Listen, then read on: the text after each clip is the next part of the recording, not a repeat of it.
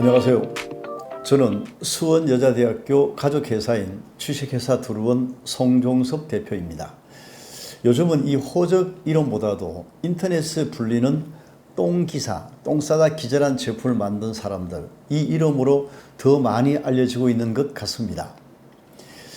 기억하시는 분들은 기억하시겠습니다만 제가 작년 4월에 약용식물학과 강의 때문에 수원여대를 방문한 적이 있습니다.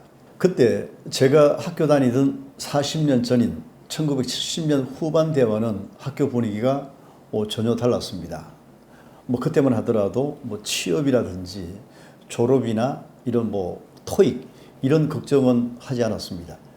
저는 첫 직장이 국가공무원이었습니다. 이 국가공무원이 그때만 하더라도 별로 인기도 없었고 또 답답할 것 같아서 저는 제대하고 나서 복학하면서 공직 생활을 관둬버렸습니다. 저는 지금의 회사가 창업되던 1989년에 이 회사에 입사를 하였습니다. 창업회사가 다 그렇듯이 처음 시작할 때는 몇 명으로 시작하였고, 그리고 이 오랜 세월 동안 이 많은 일을 겪으면서 이렇게 도태되지 않고 이렇게 살아있다는 것, 이 자체가 참 기적이라는 생각이 들 때가 많습니다. 지금은 이 32년 동안 몸담은 이 회사의 최고 경영자로서 소임을 다 하고 있습니다. 요즘 코로나 팬데믹으로 많은 기업들이 어려움을 겪고 있습니다만 저희 똥기사 회사는 올 상반기 매출이 저희 창업 이래 최고의 매출을 올리고 있는 중입니다. 아마도 올 하반기 세계 경제가 매우 어려울 것이란 전망이 많습니다만 저희 똥기사는 올 하반기도 상반기만큼이나 아니면 좀 더 나아지지 않을까 하는 그런 전망을 저는 하고 있습니다. 오늘 이 똥기사 이야기와 함께 이 이야기도 함께 나눠보도록 하겠습니다.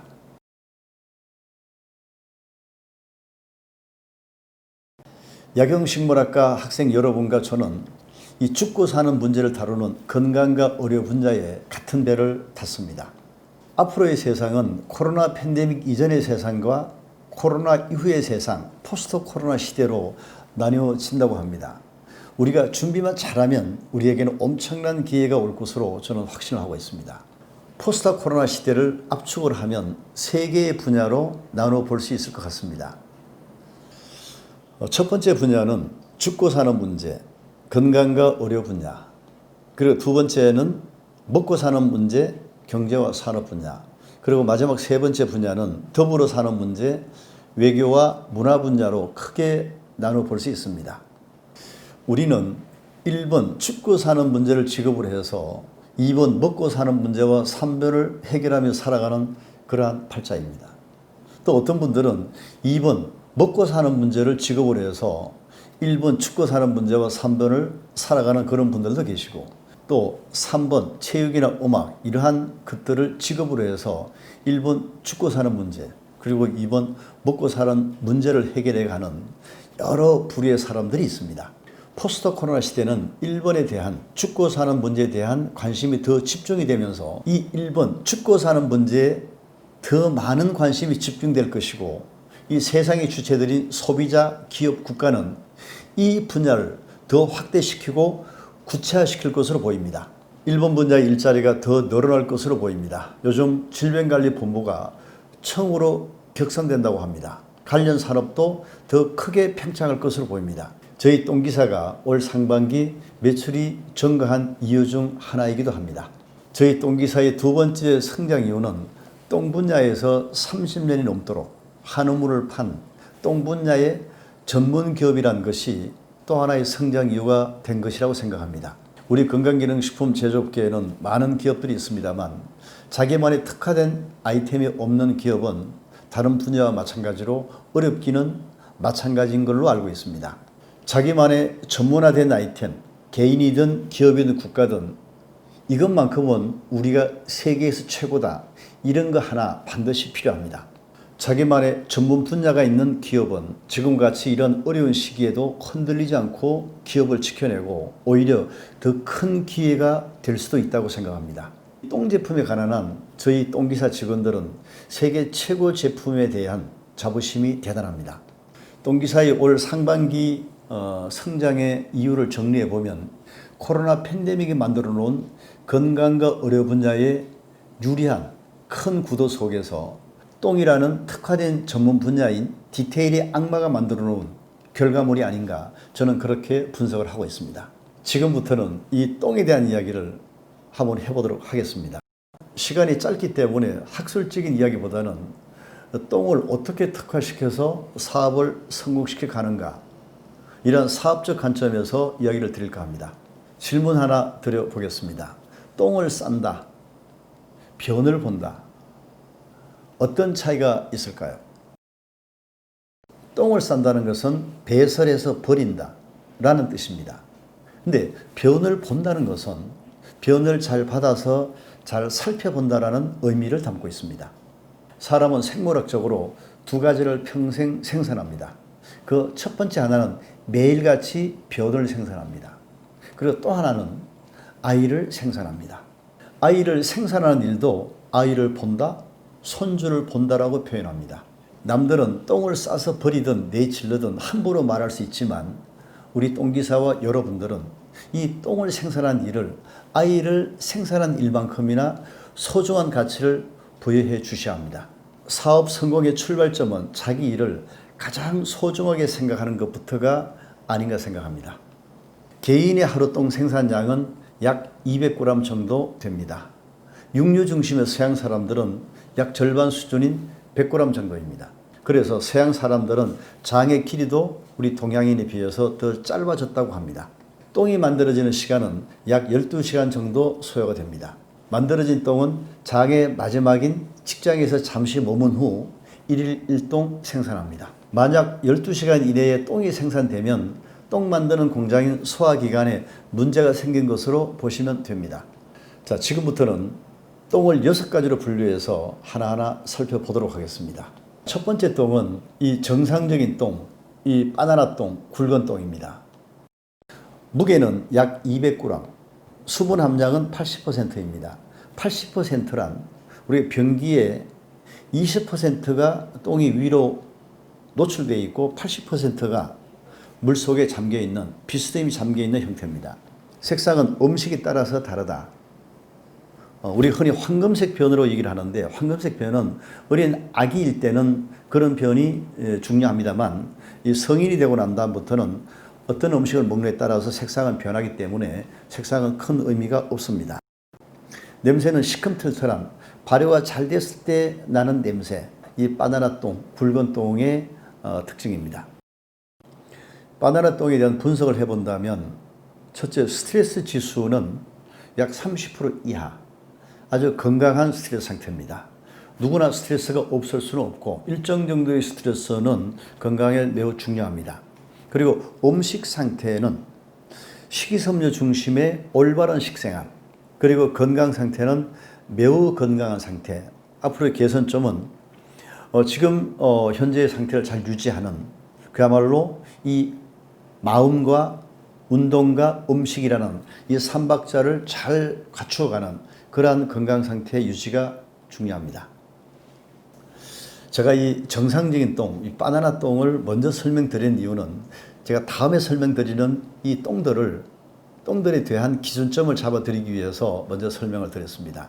이 두 번째 똥은 이 가는 똥, 세변, 일명 노인성 세변이라고 부릅니다. 무게는 약 50에서 100g, 수분 함량은 83%, 변기 바닥에 가라앉은 상태, 그리고 색상은 음식에 따라서 다릅니다. 그리고 냄새는 좀 심한 썩은 냄새가 난다. 자, 분석을 간단하게 해보면 스트레스 지수는 약 40%, 정상보다는 조금 높은 상태, 그리고 음식 상태는 식이섬유 부족, 육류 중심, 그리고 건강 상태는 과지방 상태, 대사장애, 근육 부족. 이 개선점은 식이섬유 중심의 식사, 또 정기적인 운동을 권합니다. 특히 세변, 가는 똥은 다이어트 하시는 분들이 식사량을 조절할 때 함께 부족해지기 쉬운 이 식이섬유 때문에 이런 똥을 만날 수 있습니다. 자, 다음은 물렁똥, 일명 팥죽똥입니다.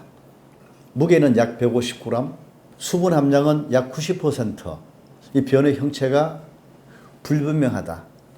그리고 색상은 음식에 따라서 다릅니다. 냄새는 불쾌한 냄새가 날 수 있습니다. 스트레스 지수는 약 45% 수준. 음식 상태는 술이나 인스턴트 식품, 과자, 이런 정크푸드를 많이 드시는 분들. 이 건강 상태는 이 장내 미생물의 활동, 이 똥 만들기가 부족하다. 그리고 개선점은 술을 줄이거나 집밥 먹기를 권해드립니다. 물렁똥과 파죽똥은 똥이 제대로 만들어지지 않은 상태의 똥입니다. 우리가 똥을 만드는 것은 장내 미생물이 만듭니다.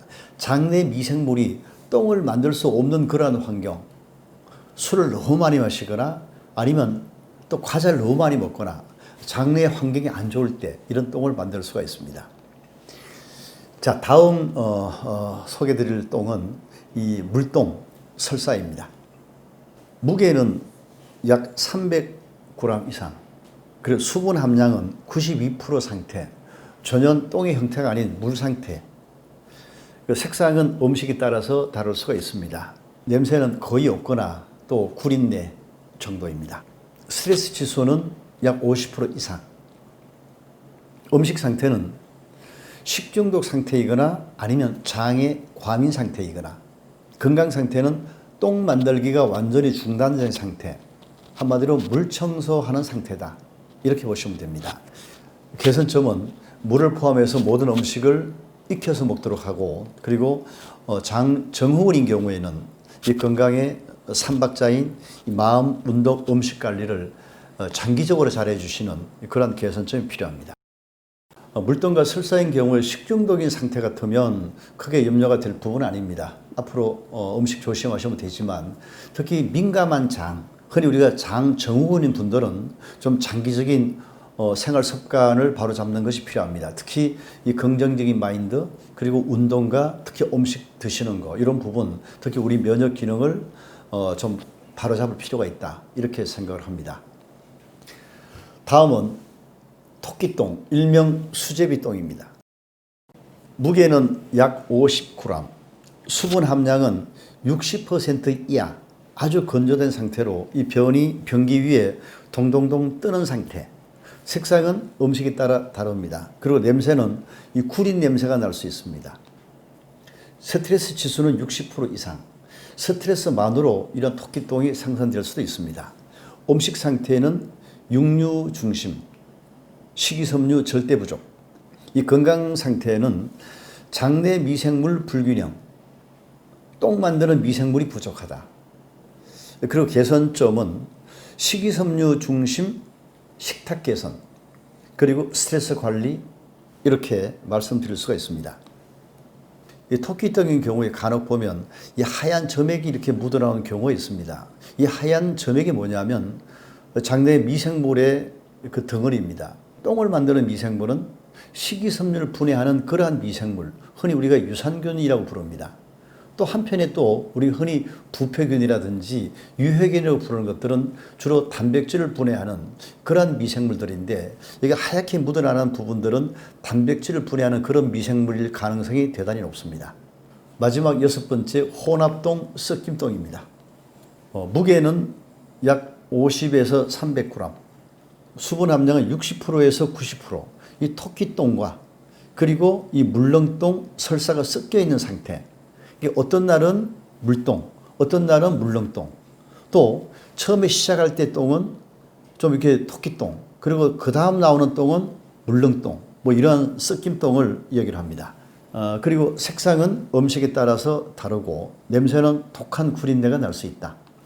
스트레스 지수가 약 50% 이상, 그리고 음식 상태는 불규칙한 식생활, 건강 상태는 장내 미생물의 불균형, 즉 똥을 만드는 식이섬유를 분해하는 좋은 미생물이 부족, 그리고 장 증후군은 민감한 장인 경우 이런 똥을 만날 수가 있습니다. 개선점은 규칙적인 식생활, 그리고 균형 잡힌 식단, 특히 식이섬유 중심의 식탁을 권해드립니다. 혼합똥, 섞임똥을 마지막으로 6가지 똥을 살펴봤습니다. 정상적인 똥 200g 속에는 수분이 약 80%, 그리고 고형분이 약 20%입니다. 고형분 중에는 약 30%가 장내 미생물입니다. 장내 미생물은 효소를 이용해서 똥을 만듭니다. 식이섬유를 이용해서 똥을 만드는 셰퍼는 바로 장내 미생물입니다. 좀 더 정확하게 얘기를 한다면 장내 미생물이 만든 효소를 포함한 효소들이 이 똥을 만듭니다. 지방질이 1, 20%, 미네랄이 1, 20%, 그리고 단백질이 2, 3%. 나머지는 소화되지 않은 식이섬유를 포함한 찌꺼기들로 이 똥은 구성이 되어 있습니다. 이 똥이 만들어지는 곳은 대장인데 대장은 똥만 만드는 곳이 아니라 다양한 일을 수행하고 있습니다. 이 다양한 일을 대장이 잘 수행하기 위해서는 대장이 튼튼해야 되고 또 대장이 튼튼하기 위해서는 똥이 좋아야 됩니다. 대장에 대해서 자세하게 한번 알아보도록 하겠습니다. 대장은 큰 창자라고 부릅니다. 전체 길이는 소장의 약 4분의 1 정도 1.5m입니다. 우리가 팔을 벌렸을 때 길이와 비슷합니다. 굵기는 직경이 5cm 정도입니다. 1.5m 중에서 직장 20cm를 빼고 나면 대부분이 결장입니다. 결장이란 짤록짤록하게 생긴 장이라고 해서 짤록장 혹은 결장이라고 불립니다. 이곳이 대장의 초입부인 맹장입니다. 여러분 아마 흔히 우리가 맹장에 염증이 생기는 걸 가지고 우리가 맹장염이라고 부릅니다. 이 맹장은 여러분이 보시기에는 왼쪽에 보입니다만 실제 우리 오른쪽 옆구리에 위치합니다. 이 맹장에서 이 소장에서 남아있는 그러한 수분과 찌꺼기에 유입이 되면 약 1.5리터 정도의 내용물이 유입이 되면 이 유입된 내용물은 상행결장, 행행결장, 그리고 하행결장, 여기 보시면 S자형을 거쳐서 마지막인 직장을 통해서 밖으로 약 이렇게 200g 정도가 생산이 됩니다. 이 처음에 내용물이 들어왔을 때는 대부분이 1.5리터 내용물이 약 거의 한 90% 이상이 수분이기 때문에 물 상태로 들어옵니다. 그리고 이 수분은 이렇게 이 대장의 초입 부분, 다시 말해서 소장과 가까이 있는 부분에서 흡수가 이루어지기 때문에 요 횡행결장을 지나면서 서서히 물 상태에서 변 상태의 형체를 만들어 가고 마지막 단계에서는 이렇게 멋진 똥을 매일같이 약 200g 정도를 생산하게 됩니다. 어떤 똥을 매일같이 생산하느냐에 따라서 대장이 하는 다음 일에 절대적인 영향을 끼치게 됩니다. 대장이 똥 만드는 일 이외에 첫 번째로 하는 중요한 일은 매일같이 1.5리터의 수분을 재흡수시켜서 생명을 유지시켜주는 일입니다. 우리 몸은 먹은 음식물을 소화 흡수시키기 위해서 위에서는 2리터에 가까운 위산을 생산해서 위로 흘러보내고 그리고 이 간에서는 담즙 1리터를 생산해서 위장으로 흘러보냅니다. 소장에서 영양소와 함께 흡수되고 남은 1.5리터 가까운 수분은 대장으로 유입되고 대장은 이를 밖으로 내보내지 않고 재흡수함으로 해서 외부로부터 수분을 섭취하지 않더라도 생명을 유지할 수 있는 곳이 바로 대장입니다. 설사와 같은 잘못된 똥을 만나게 되면 재흡수되어야 될 수분이 밖으로 배출되게 됩니다. 좋은 똥을 생산해야 될 또 이유 중에 하나입니다. 두 번째로 대장에는 우리 몸을 외부의 적으로부터 지켜주는 면역물질을 만드는 면역세포가 70%가 이 대장에 있습니다. 대장에는 500종류가 넘는 장내 미생물, 100조 마리가 넘는 미생물들이 우글거리는 곳입니다. 100조 마리의 미생물 중에는 우리의 장을 지켜주는 유익한 미생물과 해를 주는 유해한 미생물이 공존하고 있는 이 정글과 같은 이곳 대장에는 면역물질 생산하는 면역세포가 70%가 이곳에 있습니다. 좋은 똥이야말로 면역세포를 활발하게 하여 면역력을 높여주는 중요한 역할을 담당합니다. 코로나 팬데믹을 극복하기 위해서는 이렇게 멋진 굵고 이쁘고 매력적인 똥이 답이 될 수도 있습니다. 대장에 사는 중요한 마지막은 장내 미생물 100조 마리가 사람에게 만들어주는 영양소들입니다. 사람과 함께 공생하는 100조 마리의 미생물들이 사람에게 만들어주는 선물 두 가지만 소개하겠습니다. 첫 번째는 비타민 세 가지입니다. 비타민 B5, 비타민 B7, 그리고 비타민 K 세 가지입니다. 비타민 B5는 잘 아시겠습니다만 흔히 우리가 판토텐산이라고 불립니다. 열에 약하기 때문에 익혀 먹는 음식에는 비타민 B5가 다 파괴가 됩니다. 비타민 5가 하는 역할은 단백질, 지방, 탄수화물 대사에 관여해서 에너지 생성을 돕고, 그리고 두 번째는 이 콜라겐 합성에 도움을 줘서 우리가 머리카락이라든지 손톱을 예쁘게 만들고, 또 그리고 여성들의 그 여성 호르몬 결합에 관여해서 여성 호르몬 생성에 관여를 하는 그런 비타민입니다. 미생물에게 나쁜 환경을 만들어 주었을 때, 즉 좋지 못한 똥을 계속까지 생산했을 때 우리 머리카락이라든지 손톱이라든지 여성 호르몬 에너지 생산에 문제가 생길 수도 있습니다. 비타민 B7, 비오틴이라고 부릅니다. 그리고 비타민 H, 또 코엔자임 R이라고 부르기도 합니다. 지방과 탄수화물 대사에 관여하고 부족 시에는 탈모나 지루성 피부염, 그리고 섭짐 등이 나타나기도 합니다. 비타민 K, 지용성 비타민으로 식물의 잎에 존재하는 지용성 나프타케논 화합물입니다. 비타민 K가 부족하면 혈액이 응고되는 시간이 길어집니다. 장내 미생물은 이 세 가지 비타민 B5, B7, 그리고 비타민 K를 만들어 줍니다. 두 번째 미생물이 만들어 사람에게 주는 선물은 단쇄 지방산입니다. 식이섬유 하면 소화되지 않은 난소화성 탄수화물, 즉 사람의 소화 효소로서는 소화하여 에너지화할 수 없는 것. 그래서 우리는 이 식이섬유를 잊혀진 영양소, 제6영양소라고 불렀습니다. 그러나 1980년 이후 장내 미생물에 의해서 식이섬유가 짧은 사슬의 지방산으로 분해가 돼서 장 건강뿐만 아니라 간과 심혈관, 심지어는 뇌 기능에까지 긍정적인 영향을 준다고 해서 요즘 이 단세 지방산이 만능 슈퍼 영양소로 불려지고 있습니다. 단세 지방산, 즉 짧은 사슬의 지방은 우리가 알고 있는 지방, 팻과 지질과는 거리가 멉니다. 우리가 먹는 고기 속 지방은 소화 과정을 거치면서 지방산으로 분해가 됩니다.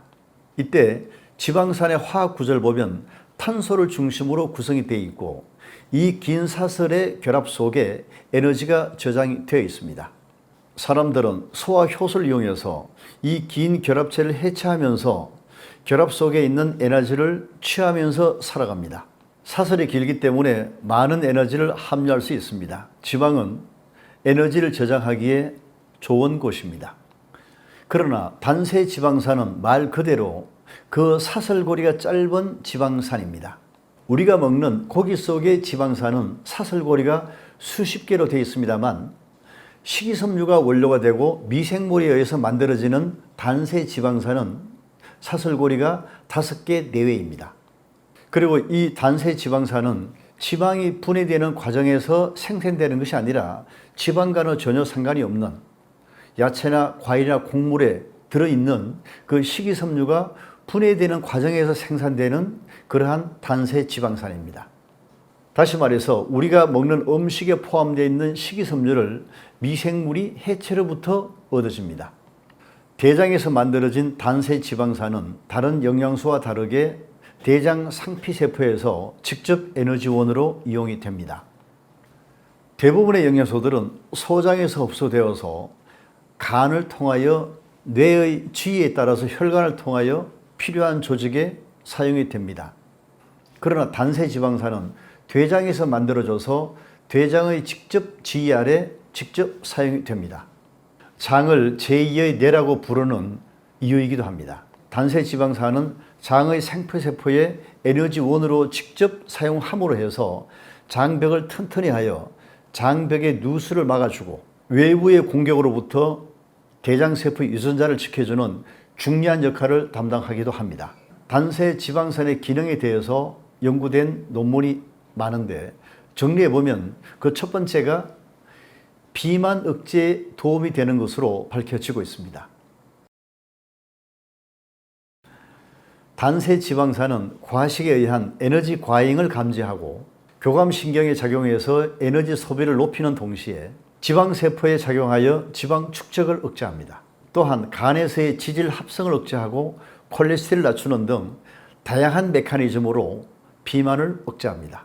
더 나아가서 뇌에 작용을 해서 식욕을 억제하기도 한다고 합니다. 흔히 체중 조절을 위해서는 칼로리가 낮은 식이섬유 중심의 식사를 권장하고 있습니다. 식이섬유 밥상은 단순히 칼로리 공급을 낮출 뿐만 아니라 단세 지방산을 통해서 식욕 억제, 지방 축적을 억제하는 것까지 밝혀지고 있습니다. 역시 이러한 일을 기대하기 위해서는 식이섬유와 함께 좋은 똥 생산이 필수적입니다. 다음은 단세 지방산이 인슐린 분비를 촉진하고 혈당치를 낮추는 작용입니다. 췌장에서 인슐린 분비 지시를 내리는 GLP-1 호르몬은 단세 지방산이 센서가 되어 장에서 분배가 되는 것을 알게 되었습니다. 식이섬유가 단순히 당의 흡수 조절에만 관여하는 것이 아니라 호르몬 분비에도 관여하고 있다는 사실이 단세 지방산을 통해서 밝혀지고 있습니다. 다음은 단세 지방산이 미네랄 흡수에도 관여하고 있다는 사실입니다. 현대인에게 가장 부족해지기 쉬운 영양소로 칼슘, 마그네슘을 비롯한 미네랄을 들 수 있습니다. 단세 지방산은 대장 내에서 이달 미네랄과 결합하여 그 흡수를 몇 배나 촉진한다는 사실을 알게 되었습니다. 대부분의 미네랄들은 소장에서 흡수가 이루어집니다. 그러나 대장에서 물이 흡수되는 과정에서 전해질이 흡수가 되고 미처 소장에서 흡수되지 못한 미네랄은 단세 지방산과 결합하여 대장에서 흡수가 이루어집니다. 다음은 단세 지방산이 알레르기 증상을 억제하는 면역세포인 제어성 T세포를 증가시키는 것으로 밝혀졌습니다. 알레르기 식단으로 야채와 과일이 풍부한 식이섬유 중심의 식단을 해야 될 이유가 여기 있습니다. 좋은 똥 생산이 알레르기 개선에 크게 작용할 거로 기대할 수 있습니다. 단세 지방산은 암세포의 자연사 아포토시스를 촉진하기도 하고 발암성 물질을 만들어내는 유해균 증식을 억제하는 등 다양한 메커니즘으로 대장암을 억제하는 것을 알게 되었습니다. 우리나라 대장암 발병률이 위암, 유방암 다음으로 가장 높습니다. 그리고 매년 증가하고 있습니다. 그 원인을 우리나라 식탁이 육류 중심으로 서구화되면서 식이섬유 부족을 그 원인으로 지목하고 있습니다. 식이섬유를 이용해서 장내 미생물이 생산하는 단세 지방산이 발견됨으로 해서 식이섬유가 단순히 똥 만드는 원료의 기능뿐만 아니라 항비만 기능, 항알레르기 기능, 그리고 항대장암 기능 등 다양한 역할이 밝혀지고 있습니다. 이야기가 좀 길어졌습니다. 정리를 해보면 대장과 장내 미생물 그리고 식이섬유의 콜라보로 어떠한 똥을 매일 생산하는가? 결국은 똥은 거짓말하지 않는다. 이렇게 생각이 듭니다. 똥 이야기는 여기까지 마무리하고 이 똥기사가 만드는 제품은 어떻게 만들고 있는가 간단하게 한번 정리를 해보겠습니다. 이 똥기사의 제품 개발의 원칙은 세 가지가 있습니다. 첫 번째는 효과가 좋아야 된다. 두 번째는 먹기가 편해야 된다. 그리고 세 번째는 가격이 착해야 된다. 이 세 가지 원칙으로 제품을 만들고 있습니다. 효과가 좋은 제품이란 1일 1동 하는 제품. 또 1일 1동만큼이나 중요한 이렇게 예뻐야 됩니다. 굵고 예쁘고 매력적인 똥이 한다. 이게 똥기사가 목표하는 제품 개발의 목표입니다. 이를 위해서는 똥의 원료인 식이섬유가 풍부해야 됩니다. 그리고 두 번째는 이 똥을 만드는 셰프, 장내 미생물이 활성화될 수 있도록 장의 환경을 함께 잘 만들어 가야 됩니다. 결국 좋은 제품이란 식이섬유 플러스 효소, 장내 미생물 활성, 이러한 결론을 얻게 됩니다. 오늘 똥 이야기와 똥 제품을 주제로 해서 강의를 드린 것은 기업에서 실제로 이루어지고 있는 사항을 전해드림으로 해서 학생 여러분들이 하는 학교 생활과 그리고 또 앞으로 사회생활에 조금이라도 도움이 되었으면 하는 그런 바람이었습니다. 오늘 강의를 마무리해야 될 것 같습니다. 제가 아는 한 교수님은 이 민벌레 3mm 아주 적은 동물에 관한 한 세계 최고입니다. 이 민벌레 하나로 우뚝 서서 지금은 자연과학 분야에서 세계 최고의 석학이 되신 분입니다. 저희 똥기사는 똥 하나를 사업 아이템으로 하여 오늘에 이르렀습니다. 저는 똥이라는 창을 통해서 여러분도 만났고 또 세상을 경험하고 있습니다. 여러분께서도 평생 가져가야 될 그러한 주제, 그러한 아이템을 하나 선정하는 것만으로도 저는 큰 성과라고 생각합니다. 여러분 중에서도 저희 회사에 원서를 내시는 분도 있을 수 있습니다. 저는 이것저것 많이 아는 사람보다도 자기만의 한 분야에서 뭔가를 만들어가고 있는 사람, 그런 사람과 이야기를 더 해보고 싶고 또 가능하다면 그런 사람과 함께 일하고 싶지 않을까 저는 그렇게 생각을 합니다.